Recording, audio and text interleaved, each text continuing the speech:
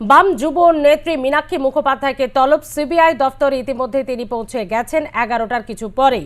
এবং আপনারা জানেন যেদিন মৃতদেহ বের করা হচ্ছিল আরজিকর থেকে, খবর পেয়ে সেখানে এই মীনাক্ষী মুখোপাধ্যায় গিয়ে প্রথম আটকে ছিলেন। তারা কোনোভাবেই সেখানে গাড়ি বের হতে দিচ্ছিলেন না। এই মীনাক্ষী মুখোপাধ্যায় সেখানে পৌঁছে যাওয়া মৃত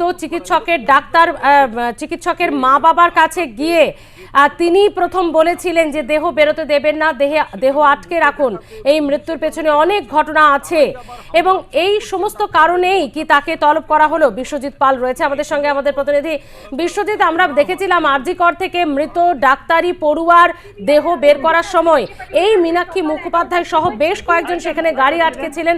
আত্মীয়দের বারবার তারা দাবি করছিলেন যে দেহ বেরোতে দেবেন না, সে কারণেই কি তাকে তলব? বেশ কিছু তথ্য কি তিনিও তুলে দিতে পারেন? দেখো, একেবারেই ঠিক। তুমি যেটা বলছিলে যে যেদিনকের ঘটনা এবং সেই সময় মীনাক্ষী মুখোপাধ্যায় কিন্তু হসপিটালে পৌঁছে গিয়েছিলেন এবং তিনি বারবার করে বলছিলেন যে এই দেহ লোপাটের যে চেষ্টা, সেই চেষ্টা চলছে এবং তার সেই কারণে তিনি গাড়ি বেরোতে দেবেন না।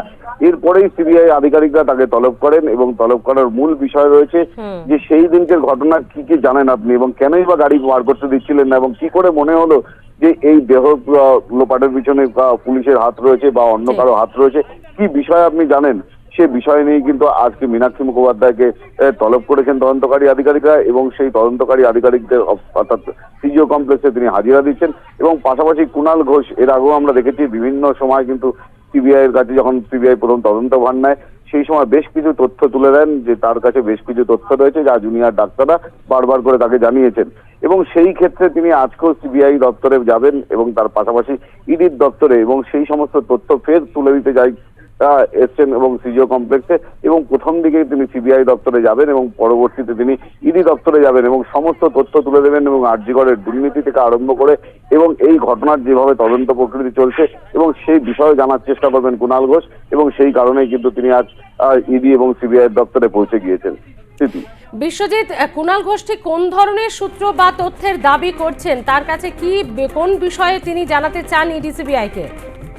দেখো, এর আগে কুণাল ঘোষ যেটা দাবি করেছিলেন, যেবার প্রথম সিবিআই দপ্তরে এসেছিলেন এবং সেই সময় তিনি দাবি করেছিলেন যে জুনিয়র ডাক্তাররা তার কাছে বেশ কিছু তথ্য তুলে দিয়েছেন এবং সেই তথ্য খামবন্দি করে কিন্তু তিনি নিয়ে এসেছিলেন এবং সেটা সিজিও কমপ্লেক্সে এসে কিন্তু সিবিআই দপ্তরের হাতে তুলে দিয়েছিলেন সেই সময়। এবং কি ধরনের তথ্য, তদন্তের স্বার্থে কিন্তু সেই তথ্য কিন্তু তিনি জনসমক্ষে প্রবেশ করেননি, অর্থাৎ বলেননি। এবং আজকেও সেই ধরনের কিছু তথ্য কিন্তু কুণাল ঘোষ নিয়ে এসেছেন এবং তিনি যেটা জানিয়েছেন যে তথ্য যেমন নিয়েছেন এবং সেই তথ্য প্রথমে সিবিআই দপ্তরের কাছে পৌঁছে দেবেন এবং পরবর্তী সময় কিন্তু তিনি ইডির দপ্তরে পৌঁছাবেন, অর্থাৎ একদিনে কিন্তু দুটো কাজ সারবেন। এবং তার পাশাপাশি যে সমস্ত ডাক্তাররা সেদিনকে ঘটনাস্থলে ছিল এবং তার পাশাপাশি তাকে বেশ কিছু তথ্য তুলে দিয়েছিলেন এবং কথোপকথনের রেকর্ড তার কাছে রয়েছে, সেই সমস্ত বিষয় নিয়ে কিন্তু আজ সিজিও কমপ্লেক্সে তিনি ইডি এবং সিবিআই হাতে তুলে দেবেন, এমনটাও কিন্তু জানা যাচ্ছে। আপাতত ধন্যবাদ বিশ্বজিৎ।